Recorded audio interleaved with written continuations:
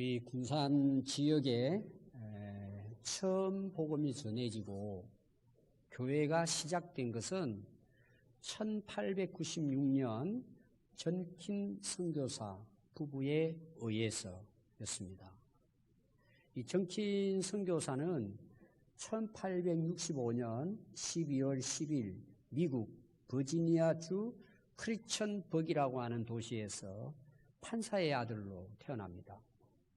워싱턴 대학을 졸업하고 또 유니언 신학교를 졸업을 했습니다. 그리고 1892년 6월에는 메리 레이번이라고 하는 아내와 결혼을 해서 미국의 남장로교 선교사로 우리 이제 한국에 파송을 받습니다. 1892년 11월 3일 한국에 들어옵니다. 그건 이제 군산 지역에 와서 복음을 전하게 됩니다. 1896년입니다. 근데 아들이 태어나요. 장남이 태어나는데 이름이 조지입니다. 근데 2년 만에 죽습니다. 또 둘째 시드니가 태어납니다. 2달 만에 죽습니다. 또 셋째는 프란시스가 태어납니다. 태어난 지 20일 만에 죽습니다. 세 아들이 다 죽게 됩니다. 그의 사역을 보면 군산 지방뿐만 아니고 그는 배를 타고 금강 또 만경강 이 강줄기를 따라서 배를 타고 다니면서 충청 지역 또 우리 전라도 북서부 이쪽으로 해서 특히 이제 환자들을 치료하면서 전도를 하기 시작합니다. 고군산도까지 가서 치료를 하면서 복음을 전합니다. 그리고 1902년에 이 전킨 선교사가 자기 집으로 남자 학생들을 모집을 합니다. 거기서 학교를 세워가지고 학생들을 가르치기 시작합니다. 그것이 이제 발전이 돼서 영명학교가 세워지고 그 영명학교가 발전이 또 되어져서 오늘의 제1중고등학교가 된 것입니다. 그리고 그의 아내 메리 레이번 선교사는 자기 안방으로 또 여학생들을 데리고 와서 공부를 가르칩니다. 그리고 이것이 이제 발전이 돼서 멜볼링이라고 하는 여학교가 시작이 되고 그 학교가 오늘날 영광 여중고가 되었습니다.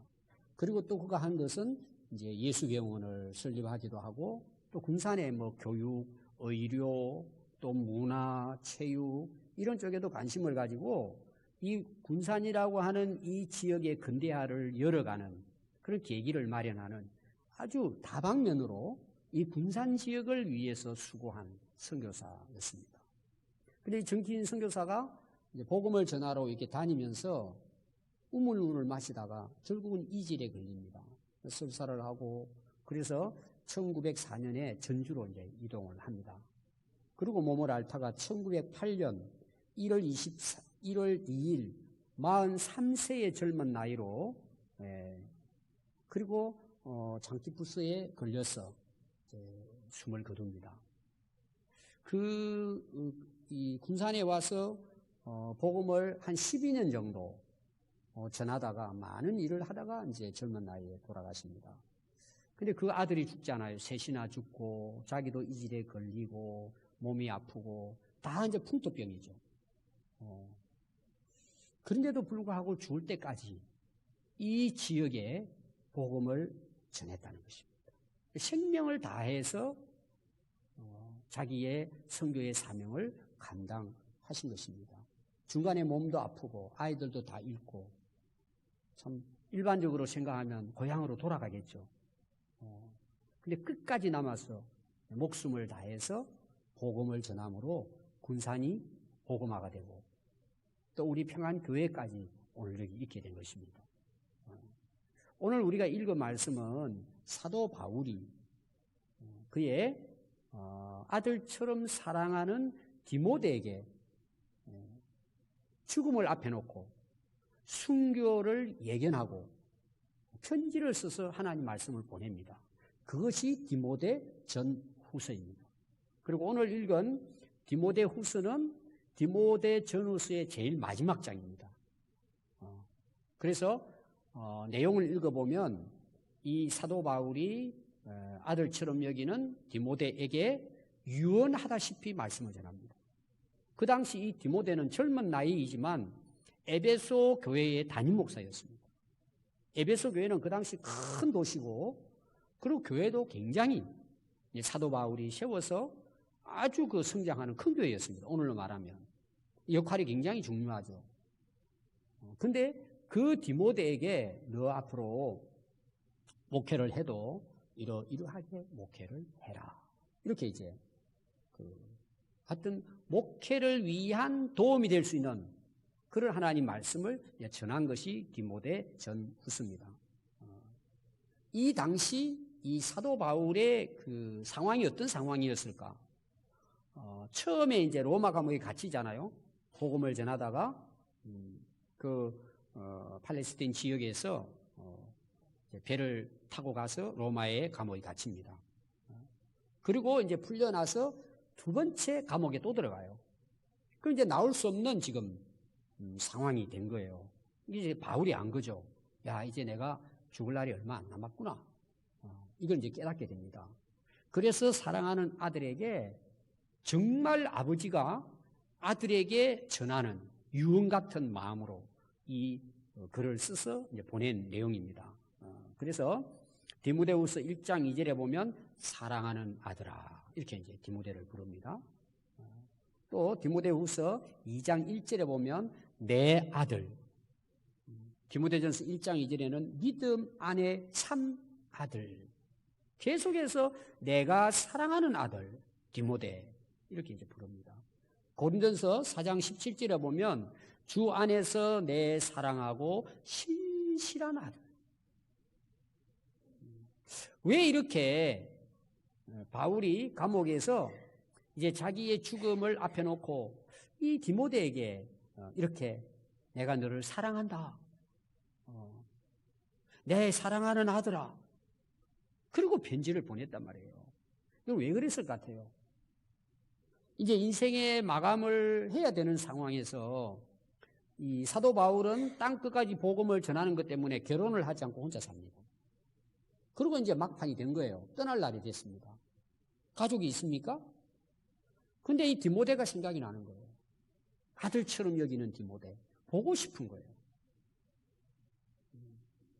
그래서 디모데후서 그 4장 9절 21절에 보면 너는 어서 속히 내게로 오라. 너는 겨울 전에 어서 오라. 그 사도 바울의 그 당시 마음이 어땠는지를 보여줍니다. 또 디모데후서 1장 4절에 보면 내 눈물을 생각하여 너 보기를 원하면 내 기쁨이 가득하게 하려 함이라. 내가 너를 한번 만나면 내게 힘이 되고 내게 기쁨이 되고 내게 위로가 된다. 너 빨리 와라. 내가 빨리 만나고 싶다. 그래서 제가 이 디모데 전후서를 읽으면서 그 사도 바울이 감옥에서 디모데를 얼마나 보고 싶어 했는지, 얼마나 사랑하고 있는지,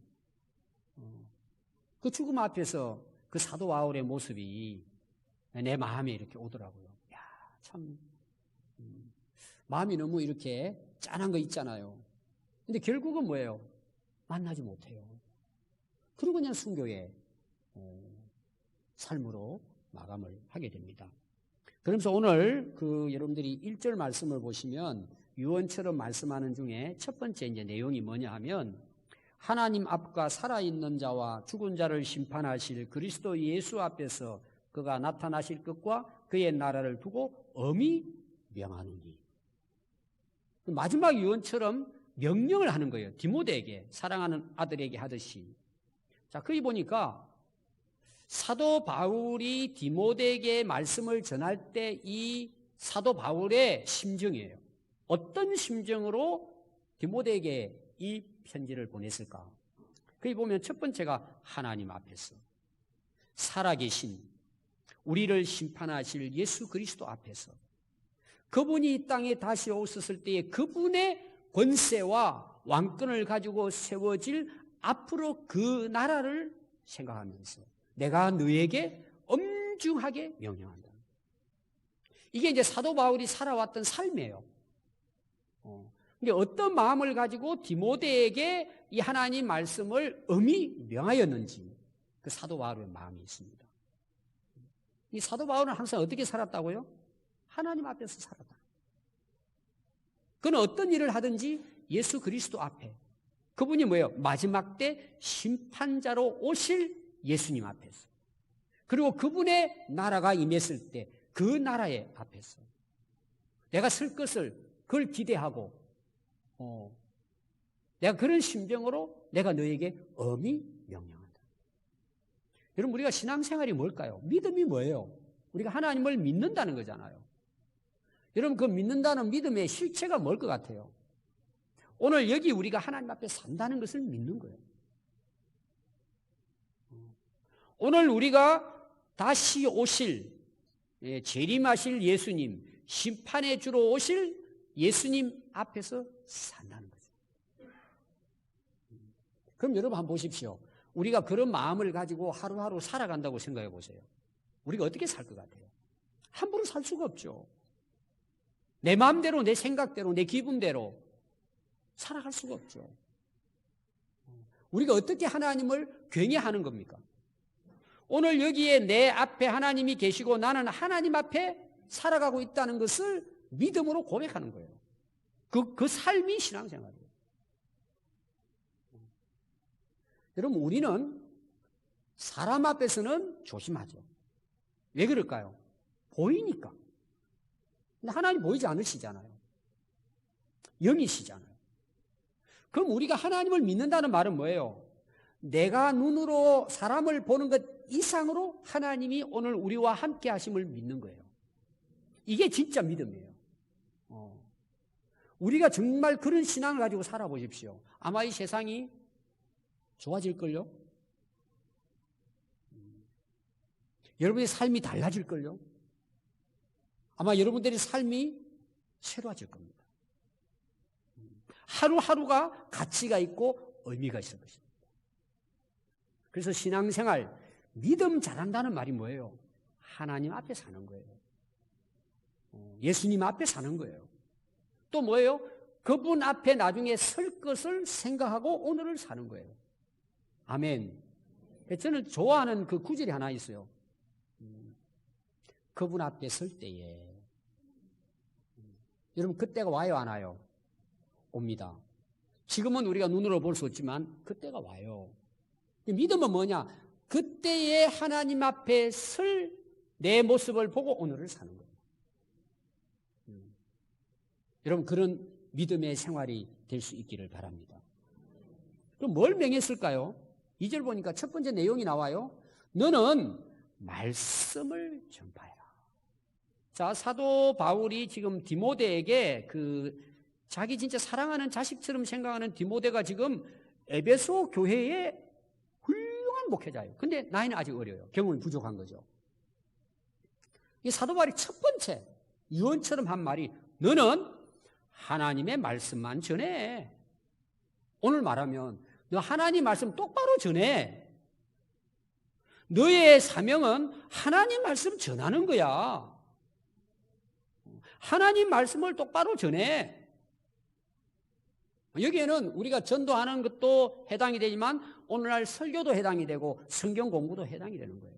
너는 하나님 말씀만 전해. 이번에 때를 얻든지 못 얻든지 어떤 상황이든지 이 하나님 말씀을 전하는 걸 항상 힘써라. 그러니까 디모데가 목회를 하면서 네가 힘써야 될, 전력을 다해서 집중해서 네가 해야 할 일이 뭔 줄 아느냐? 말씀을 바르게 전해라. 이런 내용이에요. 그럼 여러분, 그렇게 전하려고 하면 이게 쉬운 게 아니거든요. 그래서 이어서 범사에 오래 참으라. 참으라는 것은 뭐 견디낸다는 것도 있지만 끝까지 일을 하라는 거예요. 끝까지. 그리고 가르침으로 경책하며 경계하며 권해라. 자, 계속 반복되는 게 있어요. 가르치고 경책하고 경계는 거의 비슷한 내용이에요. 책망이에요, 이거는. 경고 이런 내용이에요. 그리고 권하라는 거예요. 계속해서 반복해서 뭐예요? 가르치라는 거예요. 너 이것만 잘하면 된다는 거예요. 오늘 여러분 교회가 해야 될 일이 뭘까요? 오늘 목회자가 해야 될 일이 뭘 것 같습니까?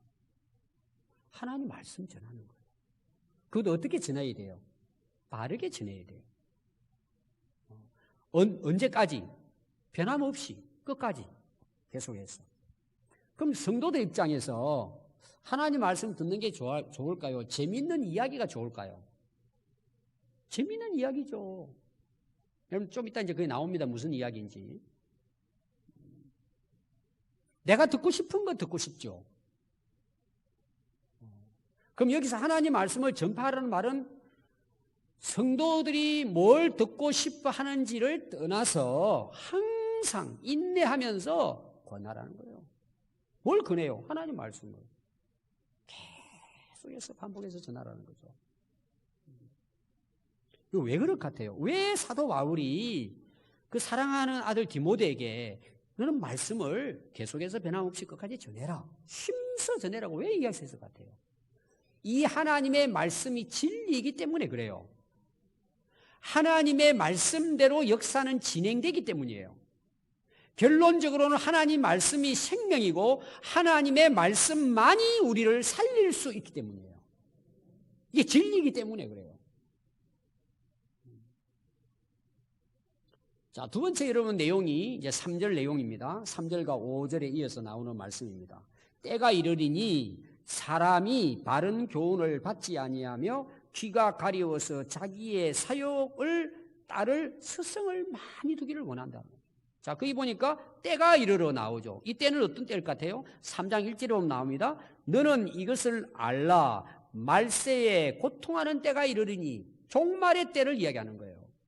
그 때가 이르면 어떤 현상이 일어날까요? 사람들이 자기를 사랑하며 돈을 사랑하며 자랑하며 교만하며 비방하며 부모를 거역하며 감사하지 아니하며 거룩하지 아니하며 무정하며 원통함을 풀지 아니하며 모함하며 절제하지 못하며 사나우며 선한 것을 좋아하지 아니하며 배신하며 조급하며 자만하며 쾌락을 사랑하기를 하나님 사랑하는 것보다 더하며 경건의 모양은 있으나 경건의 능력은 부인하는 자니 이 같은 자들에게서 네가 돌아서라. 마지막 때 이런 현상이 나타난다는 내용이에요. 사람들이 바른 교훈을 듣기를 싫어해요. 귀가 가려워서 자기 귀에 솔깃하고 자기에게 좋은 자기의 욕심에 따르는 그런 말을 듣기를 좋아한다는 거예요. 그런 스승을 따라다니고 그런 스승을 찾아다닌다는 거예요. 이게 마지막 때 모습이에요. 그러니까 디모데에게 이 말을 하는 거예요. 너 때가 이르면 사람들이 바른 교훈을 싫어해. 진리를 싫어해. 또 4절 보니까요. 또 그 길을 진리에서 돌이켜 허탄한 이야기를 따를 것이다. 자, 지금 교회를 두고 하는 말이에요. 우리가 그렇지 않아요. 신앙생활도 처음에는 좀 열심히 하고 은혜 받고 충만하고 그러면은 뭐 그냥 참 하나님 앞에 열심히 살죠. 그럼 이제 형편이 나아지잖아요. 걱정 근심도 사라지고 평안하고 문제가 다 해결되고 예를 들어서 먹고 사는데 지장이 없고 번성하고 자 그렇게 돼서 사람들이 어떻게 한다고요? 오늘 거기 4절 보니까 길을 진리에서 돌이켜 허탄한 이야기를 따른다는 거예요. 여러분 허탄하다는 말은 뭐냐? 헛되다는 말이에요. 제가 이제 오래전에 우리 그 학생들이 모여서 막 즐겁게 이야기를 하고 있더라고요.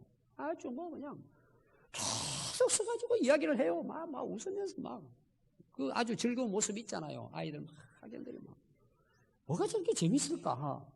그래서 제가 슬 지나가면서요. 그냥 옆에서 서서 들어봤어요. 제가 한마디로 표현하면 참 한심하더라고요. TV에 누가 나왔는데 머리를 칼라가 어떻고 옷은 어떻게 하고 드라마 이야기를 하면서 킥킥거리고 막 웃는 거예요. 1시간 동안 즐거운 거예요. 그게 허탄한 이야기예요. 자기 인생하고 상관이 있어요, 없어요? 있습니까? 물론 적을겠죠. 우선은 그게 허탄한 이야기예요. 또 우리 남자분들은 모이면 정치 이야기를 많이 합니다. 물론 뭐 할 필요는 있어요. 제가 생각해 보면 그분들이 국회의원 나가면 다 잘하시겠더라고요.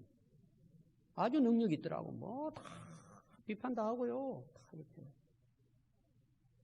물론 우리가 뭐 나라에 대해서 정치에 대해서 이야기할 수 있어요. 실제 자기가 관심 있을까요? 없어요. 또 그분들 국회로 보내면은 일 잘할 수 있을 것 같아요? 허탄한 이야기들이에요. 또 여러분 사람들 한번 보십시오. 여기 아까 제가 3장 1절부터도 읽어드렸습니다. 왜 그렇게 남의 이야기에 빠져가지고 희닥거립니까? 자기하고 아무 상관없어요.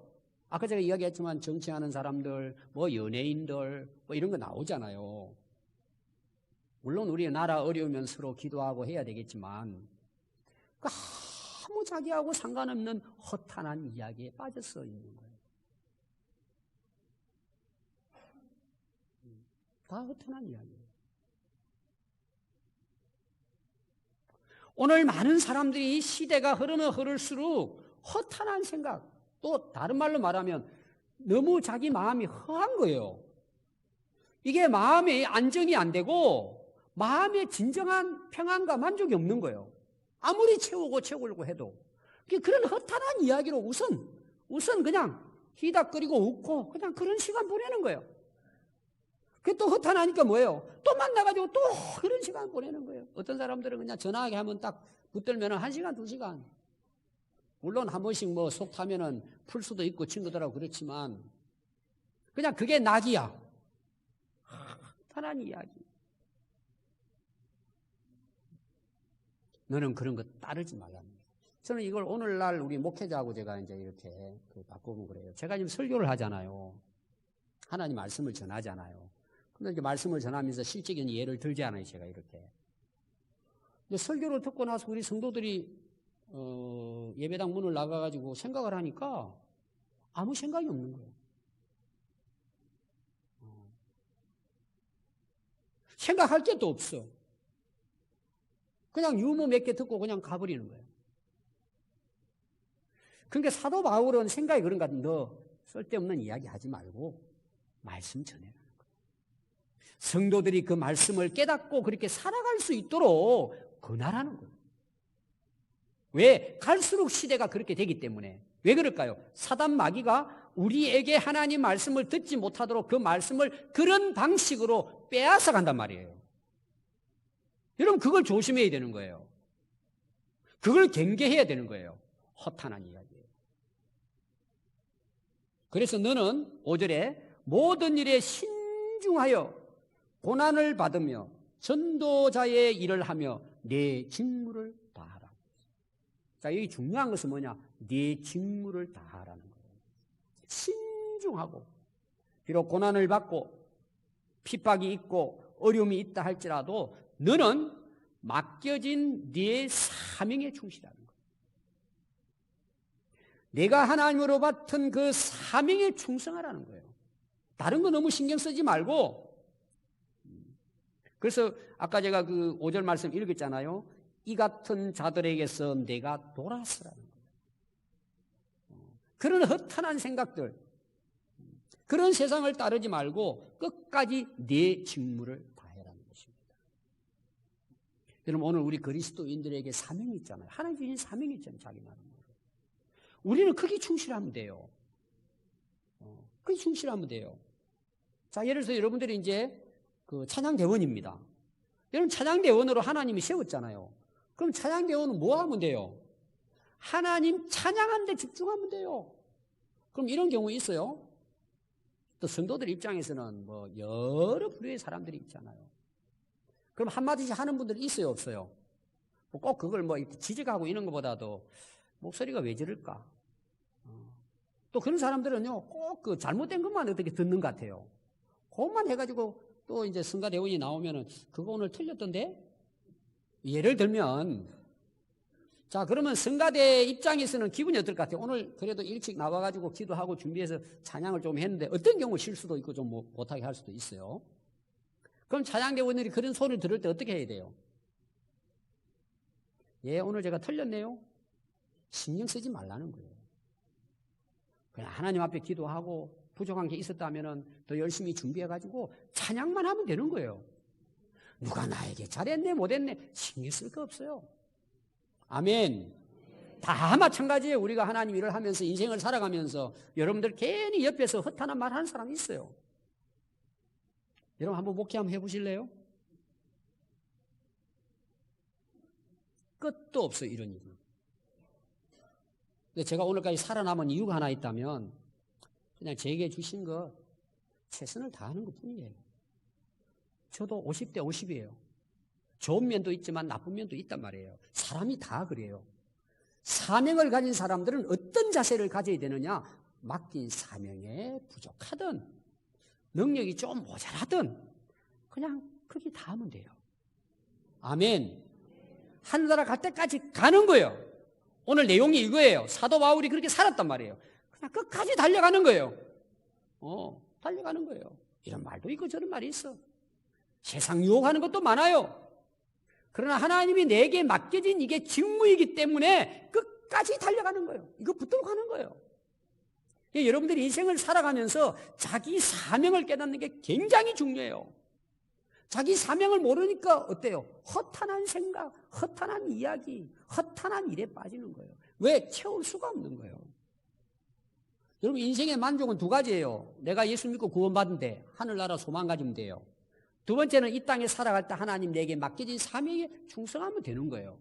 그게 인생의 행복이에요. 근데 구원의 확신도 없고 천국의 소망도 없어요. 내가 이 땅에 태어나서 뭘 하다 가야 될지도 몰라요. 그러니까 맨날 뭐예요? 일락을 즐겨야 돼. 너무나 마음이 허하니까 뭔가 자꾸 채워야 돼. 괜히 친구들 연락해가 만나야 되고 놀러 다녀야 되고 끝이 없는. 그러다가 허탄한 인생 살아갈 거예요. 오늘 여러분 기억하십시오. 여러분 하나님 맡긴 사명, 직무에 다하시기 바랍니다. 열심히 일 맡긴 일 감사함으로 충성하시면 그게 여러분들의 인생의 복이라는 사실을 기억하십시오. 자, 5절까지가 뭔 줄 아세요? 사도 바울이 아들처럼 사랑하는 디모데에게 명령한 거예요. 이렇게 하라고. 자, 그 다음에 6절부터 8절 말씀은 사도 바울에 대한 내용이에요. 사도 바울에 대해서. 나는 이렇게 살았다. 이런 내용이에요. 한마디로 말하면 나는 이렇게 살고 있다. 살아왔다. 하고 제자 디모데에게 이야기하는 거예요. 자, 6절 말씀은 전제와 같이 내가 벌써 부어지고 나의 떠날 시각이 가까웠다. 아까 제가 이야기했잖아요. 죽음의 때가 곧 찾아오는 거예요. 순교의 시각이 찾아오는 거예요. 전제와 같이, 전제는 제사의 방식입니다. 그래서 우리가 하나님께 제사를 드릴 때 그 방식이 있어요. 요제라는 제사가 있거든요. 요제는 하나님께 이제 그 제사의 제물을 드리려 흔들어서 올려드리는 거예요. 이렇게. 전제라고 하는 그 제사는 뭐냐? 부어서 드리는 제사예요. 옛날에 이제 우리나라, 지금도 그렇게 하는 뭐 집안들이 있겠죠. 이제 명절 같은 날 산소 가잖아요. 그럼 이제 돌 같은 이렇게 그 비석 앞에 세워놓고 그 위에다 음식을 딱 올려놓고 그 다음에 이제 거기 술을 또 부어 놓습니다. 우리나라 유교 문화에 보면은. 그러고 이제 제사를 드려요. 다 절도 하고 절이고 난 다음에 하는 일이 뭔 줄 아세요? 거기 장손이나 누가 나와가지고는 술을 이제 거기 그 따로 놓은 거 있잖아요. 그걸 딱 들고 어떻게 해요? 그 무덤을 다니면서 뿌려요, 위에다가. 참 그 희한해요. 또 이제 그 다음 사람 또 와가지고 보면 또 이쪽으로 와 또 뿌려요. 또 어떤 사람은 또 담배를 갖다가 또 피워가지고 거기다 하나 올려놔요. 또 오셔서 옛날 담배 좋아하셨는데 한 대 피우시라고 이럴 때라도. 거기서 술을 가지고 이렇게 뿌리는 거 있죠. 위에서 붓잖아요. 이 무덤이. 그게 전제예요. 전제. 하나님 앞에 제사 드릴 때에 하나님 앞에서도 포도주를 부어서 그 다음에 짐승의 피를 이렇게 부어서 이렇게 드리는데 그거는 감사의 제사도 되지만 희생의 제사예요. 나를 드린단 말이에요. 희생. 그러니까 오늘 사도 바울이 전제와 같이 내가 벌써 부어지고, 이 말은 뭐예요? 주님을 위해서 내가 생명을 걸고 복음을 전하는 데 있어서 이제 내 생명이 다했다. 나는 모든 생명을 주님을 위해 부어드렸다. 이런 내용이에요. 예수님이 십자가에 피 흘려서 우리 희생의 제물이 되신 것처럼 자기도 그렇게 생각해요. 나는 전제와 같이 이미 이제 내 모든 생명과 모든 걸 주님을 위해서 다 부어드렸다. 그래서 전제와 같이 내가 벌써 부어지고 나의 떠날 시각이 가까웠다. 가까웠도다. 아까 제가 이야기했지만 그 사도 바울의 이 모습을 여러분들이 잘 이렇게 생각하고 이 말씀을 전체 읽어보면요, 참 마음이 아파요. 평생을 복음을 전하다가 결국은 감옥에서 그 어둠 속에서 혼자 인생을 마감하면서 사도 바울 그 제자인 디모데에게 이 글을 쓰고 있는 거예요. 유언을 쓰고 있는 것입니다. 그러면서 7절은 나는 이렇게 살았어 이렇게 말합니다. 나는 선한 싸움을 싸우고 나의 달려갈 길을 마치고 믿음을 지켰다. 참 이 멋있는 말씀이에요. 이 사도 바울은 지금까지 살아온 삶을 어떻게 표현하냐? 나는 선한 싸움을 다 싸웠다. 난 마쳤다. 믿음을 지켰다 끝까지. 그러나 하나님의 뜻을 이루기 위해서 영적 전쟁을 치른 거죠. 여기 선한 싸움이 뭐예요? 악한 싸움도 있고 선한 싸움도 있잖아요. 이런 거예요. 자, 북한이 인민군들을 몰고 와서 우리나라를 갖다가 처참하게 파괴시켰잖아요. 근데 유엔군이라든지 우리 군인들이 이제 힘을 합쳐가지고 몰아냈잖아요. 예를 들어서. 그럼 봐요. 북한에서는 우리를 죽이려고 싸우는 거죠. 여러분 핵무기 왜 만들어요? 이 사람들을 죽이려고 만드는 거예요. 그럼 유엔이나 그때 당시 우리 군인들이 얼마나 많이 희생을 당했어요? 전쟁에 나가가지고.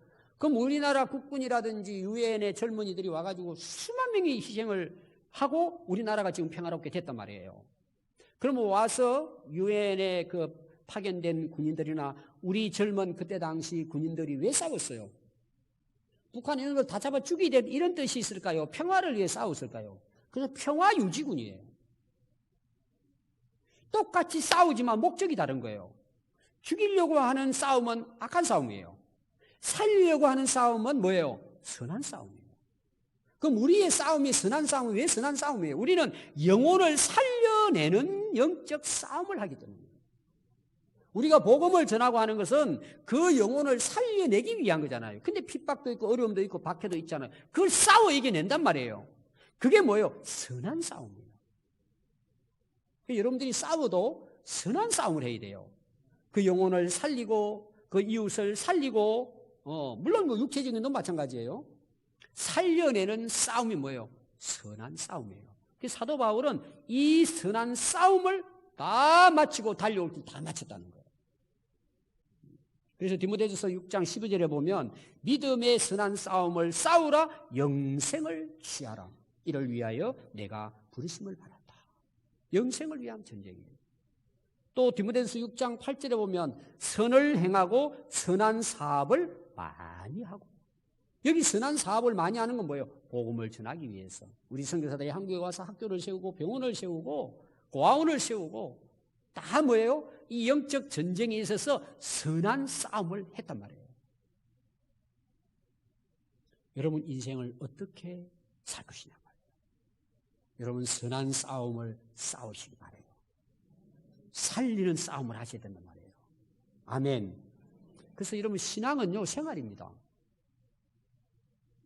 신앙은 생활과 함께 움직입니다. 다른 게 아니란 말이에요. 그래서 진정한 신앙은 뭐예요? 행동하는 신앙이에요.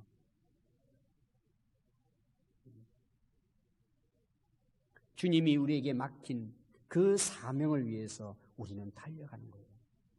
그 영혼 살리는 거 아닙니까? 여러분 세상에는 두 종류 사람이 있습니다. 하나는 이런 종류예요. 명사형 사람이 있어요. 명사형. 설명을 좀 이따 하겠습니다. 또 한 사람은 동사형 사람이 있어요. 우리 명사 있잖아요. 명사. 뭐 믿음, 사랑, 뭐 섬김. 여러분 교회에서 보면 다 이런 좋은 그 명사 단어잖아요. 그런데 명사의 사람은 어떤 사람이냐 그러면은 구체적으로 예를 들면은 자기 이름 드러내기를 좋아하는 거예요. 직위, 높은 지위, 명예, 또 어떤 모임에 가면 장, 또 뭐 군산을 보면은 뭐 누가 국회의원이 될 것이냐, 그 금 배지, 뭐 이런 거 좋아하는 거예요. 예를 들면은 뭐.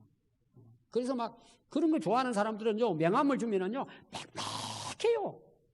뭐장 하여튼 뭐 다 끝이 없어요. 그 뭐 학력도 막 뭐예요? 화려해요. 그 사람은 그걸 만족해 하는 거예요. 근데 문제는 뭐죠? 삶이 없어요.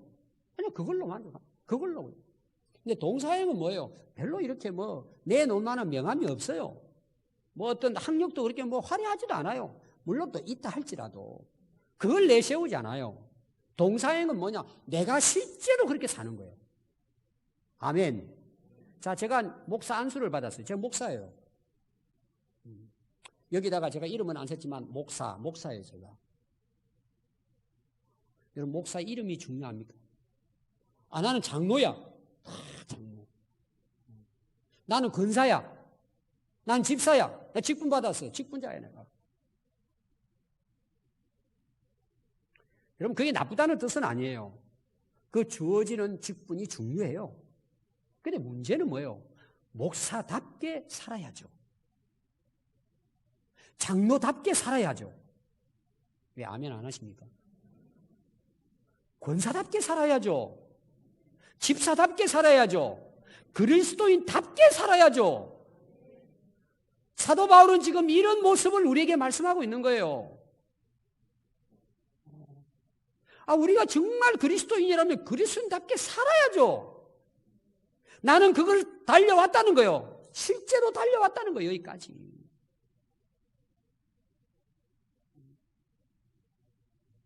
여러분들 한번 잘 생각해 보십시오. 자, 우리나라도 보십시오. 다 대통령 되기 좋아하죠. 우리나라 권력 가지기 좋아하고 국회의원 가지기 좋아해요. 우리 한국의 대통령 중에 장로가 2분 있었어요. 좋은 뜻이죠. 이름 장로예요. 그것 때문에 투표할 때 표 준 사람도 많을 거예요. 문제는 뭐죠? 안 믿는 사람보다 더 잘해야죠. 구실을 해야죠. 구실을. 역사는 나중에 알려주겠지만 우리 지금 일반 여론은 뭐예요? 다 고개 흔들어요. 아니, 대통령도 되고 장로도 됐어요. 이름 빛나죠? 여러분, 그게 중요합니까? 사도 바울은 사도로 부름받았지만 자기의 사명, 달려갈 길을 끝까지 마쳤다는 거예요. 달려갔다는 거예요. 그리고 끝까지 믿음을 지키고 달려갔다는 거예요. 여러분 착각하지 마십시오. 여러분들도 장례 치르면은요, 거기다가 딱 이름 새깁니다. 이름 새겨. 여러분 이름. 근데 아래다 뭘 새기는 줄 아세요? 성도, 집사, 권사, 장로, 목사라고 딱 써놔요. 여러분, 거기 이름 쓰는 게 중요하지 않아요. 역사에 뭐였다 이게 중요하지 않아요. 여러분들이 달려온 삶이에요. 하늘나라 가면은 목사 됐다고 상 받는 게 아니에요. 네가 어떻게 살아왔느냐는 거예요. 아멘. 여러분들이 내가 뭐가 이름이 어떻게 되고 여러분 그게 중요하지 않아요. 내가 그렇게 살면 되는 거예요. 여러분 목사 안 돼도 괜찮아요. 목사보다 잘 살면 목사보다 훨씬 나은 거예요. 그래서 사도 바울이 이렇게 이야기하잖아요. 결론이 이후로는 나를 위하여 의의 면류관이 예비되어 있다는 거예요. 주 곧 어려우신 재판장이 그날에 내게 주실 것이며 내게만 아니라 주의 나타나심을 사모하는 모든 자에게 주신다는 거예요. 사도 바울은 이 땅의 상을 바라보지 않았어요. 하늘의 영원한 상을 바라보고 달렸단 말이에요. 그래서 시험 들지 않았어요. 누가 인정하지 않아도, 누가 존경하지 않아도 그는 끝까지 하늘의 상을 바라보고 달려간 거예요. 그 달려갈 길을 마쳤다는 거예요. 여러분 며칠 전에 우리나라 전 국회의원 62세 나이에 북한산 자락길에서 숨진 채 발견됐습니다. 그분 경력은 화려했습니다. 정치평론가라서 명성을 떨쳤습니다. 그는 심리상담사, 분노조절장애 상담사 자격까지도 땄다고 합니다. 근데 자기를 조절하지 못했어요. 그가 이런 글을 남겼습니다. 뉴스 마지막에. 큰 일을 한다면서 입으로 펜으로 살아왔는데 구름 속 흑공에 살다 보니 실물을 접하면서 살아온 적이 없었다. 연필과 입으로 살다 죽으면 허망할 것 같다는 기분이 든다. 좋은 글을 남기는 거 중요합니다. 많은 사람들을 말로 감동시키는 것도 소중합니다. 그런데 여기서 인생이 끝나면 자기 인생은 의미가 없습니다. 예수님은 말씀도 전하셨지만 그 말씀대로 사셨습니다. 오늘 사도 바울은 1절부터 5절은 디모데에게 이렇게 엄하게 명령했지만 6절과 8절은 나는 이렇게 살았다고 자기가 고백합니다. 그래서 사도 바울이 훌륭한 사도라는 거예요. 내가 이렇게 살았다. 너 내 뒤를 따라 달려오라는 거예요. 아들 같은 디모데에게. 오늘 우리는 누구를 또 따라갑니까? 예수님도 따라가야 되지만 사도 바울이 달렸던 그 길, 디모데가 달렸던 그 길, 충성된 자들이 달렸던 그 길을 오늘 우리도 달려가야 된다는 거죠. 오늘 우리가 달려가고 있느냐는 거예요. 어디를 향해 우리가 달려가고 있느냐 말이에요, 지금. 우리 신앙, 입으로 하는 신앙은 이제 내려놔야 돼요. 기도만 하는 신앙, 생각만 하는 신앙 내려놔야 돼요. 이제 오늘부터는 뭐예요? 머리에서부터, 입으로부터, 이제 손과 발로 달려야 돼요. 행동하는 신앙이 돼야 돼요. 우리는 경기하는 운동선수같이 지금 마라톤 인생을 달리는 거예요. 하나님이 우리에게 주신 사명이 있어요, 각자. 위에서 부르신 부름의 산이 있어요. 여러분 달려가시길 바라요. 달리는 신앙이 되시길 바라요. 예수님의 길을 따라가고 사도 바울이 달려갔던 그 길을 우리가 하늘에 내려간 얻을 그때까지 힘차게 끝까지 달려갈 수 있기를 바랍니다. 기도하겠습니다. 우리 오늘 말씀을 생각하시면서 같이 기도드리겠습니다.